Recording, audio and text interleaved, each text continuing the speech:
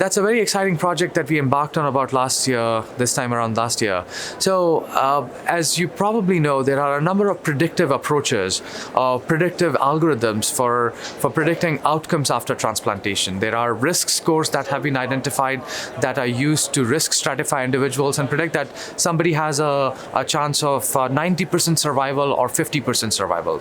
Now, one of the problems with all these scores or risk prediction algorithms is that they are all based on baseline data. So they look at your disease status, your age, what comorbidities you have at baseline, and they try to predict your outcomes based on that.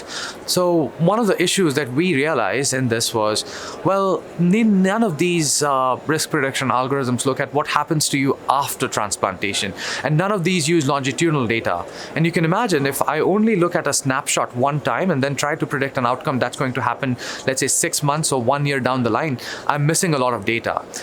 So what we wanted to do was we wanted to use a lot of this high dimensional data which is available afterwards, after a patient undergoes transplantation, whether that is daily lab tests like your CBC or your CMP, your vital sign data, your MRD, your chimerism, all this data we wanted to use. And much of this data is available at a very high density.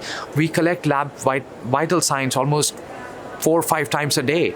Lab tests are done at least once a day, if not longer, if not more often, for the first 1 month after transplant. And chimerism and MRD data is available sometimes at a monthly basis. So the only way we could have incorporated all that in a statistical model was with the use of machine learning. So in this abstract, we describe how we have used not just baseline data, but combined that baseline data with some of this longitudinal data after transplant to improve prediction outcome of overall survival after transplantation in people who have undergone transplantation for malignant disorders.